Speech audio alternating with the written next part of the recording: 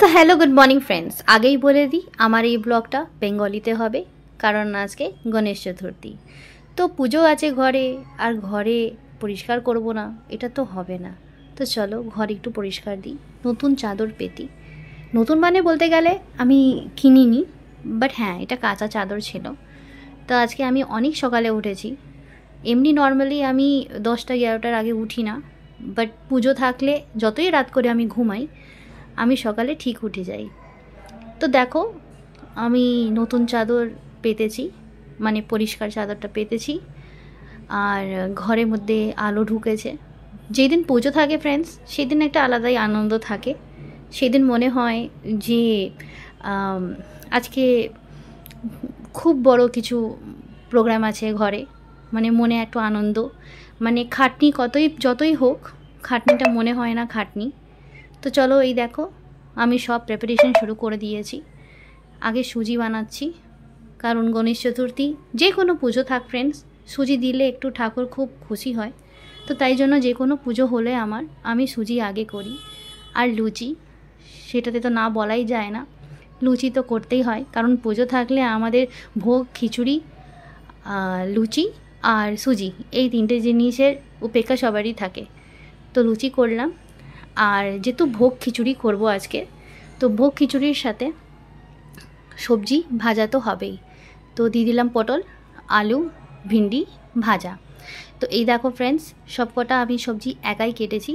আমার সাথে ভিডিওতে আমার বান্ধবী আছে, যে আমার ভিডিও শ্যুট করছে, তো সেও আমাকে অনেকটাই হেল্প করেছে। সে চলে এসেছিলো সকাল সকাল।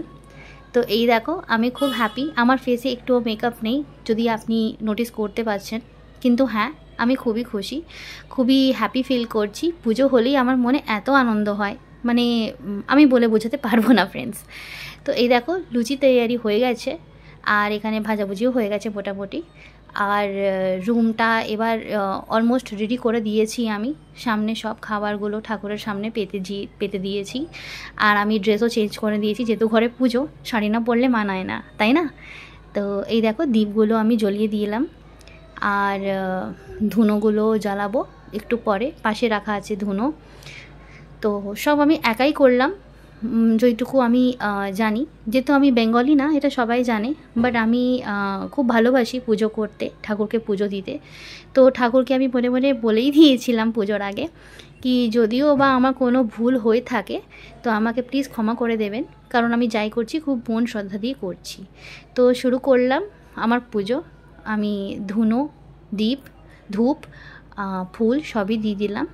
পুজোটা যখন আমি করেছি গাইস, তখন আমি ভিডিওটা করতে পারিনি, কারণ পুজোর সময় ভিডিও করাটা ভালো না। তাই জন্য আমি পুজো সময়টা সবাই পুজো করছিল, যার জন্য ভিডিও সেরকম করতে পারিনি। কিন্তু হ্যাঁ পুজোর আগে আর পুজোর পরে যেটুকু আমি ভিডিও করতে পেরেছি তোমাদের সাথে শেয়ার করার জন্য। তো এই দেখো আমার এখন মোটামুটি পুজো ওভার হয়ে গেছে। এটা শেষের দিকে আমরা পুজো ধুনো দিচ্ছি ঠাকুরকে, যাতে ঠাকুর মানে ঘরে আমাদের নিজের আশীর্বাদ দেয়।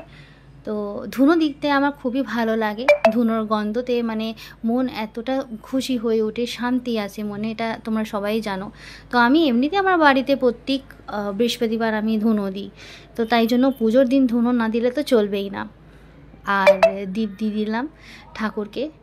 আর সত্যি বলছি গাইস, মনের একটা কথা, যখন আমি পুজো করছিলাম, মানে ঠাকুর আমার মাটির ঠাকুর আছে, বাট বিশ্বাস করো আমার সত্যি ফিলিং হচ্ছিল যে মানে সত্যি গণেশ বাপ্পা আমার সামনেই বসে আছে।